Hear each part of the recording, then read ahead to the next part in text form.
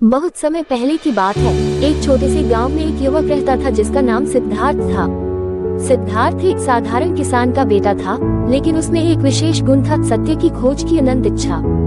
उसके गांव में लोग खुशहाल थे, लेकिन सिद्धार्थ का मन कभी भी शांत नहीं रहता था। उसे जीवन के रहस्यों और दुखों की गहराई से परे कुछ जानने की इच्छा थी।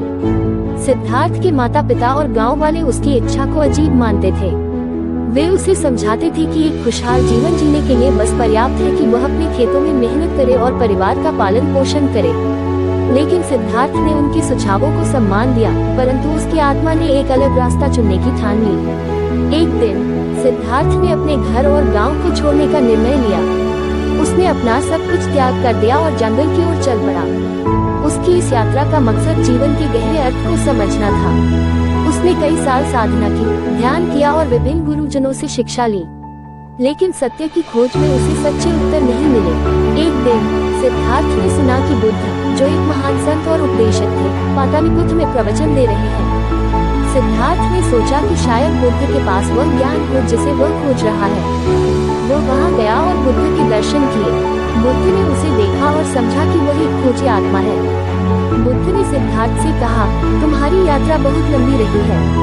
अब तक तुमने जो भी अनुभव किया है उसका उपयोग कर सकते हो, लेकिन याद रखो, सत्य कहीं दूर नहीं है। सिद्धार्थ ने बुद्ध से पूछा, मास्टर, सत्य क्या है?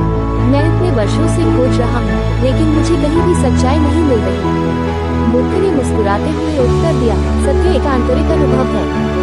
यह बाहरी खोज से नहीं, बल्कि आत्मा की गहराई से मिलता है। बुद्ध ने सिद्धार्थ को ध्यान और आत्मनिरीक्षण की विधि सिखाई। सिद्धार्थ ने ध्यान लगाना शुरू किया और धीरे धीरे उसने समझा कि सत्य केवल बाहरी दुनिया में नहीं, बल्कि उसके भीतर भी है। उसने अपने भीतर की शांति और सत्य को खोजा। सिद्धार्थ ने अनुभव किया कि सत्य का अर्थ केवल जानना नहीं है, बल्कि उसे जीना भी है। जब उसने अपने भीतर की शांति और सत्य को स्वीकार किया, तब वह सच्चे आनंद और संतोष की अनुभूति करने लगा।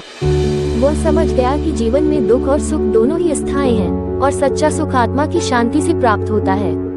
उस दिन के बाद सिद्धार्थ ने खुद को गौतम बुद्ध के रूप में जाना।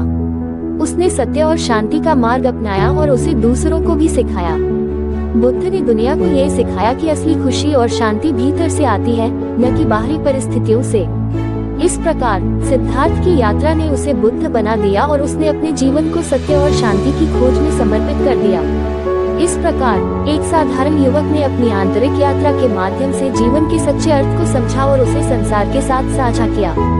सिद्धार्थ की कहानी हमें सिखाती है कि सच्ची खोज हमें अपने भीतर की यात्रा पर ले जाती है। बाहरी दुनिया में सुख और दुख की खोज करना केवल अस्थायी समाधान हो सकता है, लेकिन आत्मा की गहराई में जाकर हम स्थायी शांति और सत्य प्राप्त कर सकते हैं।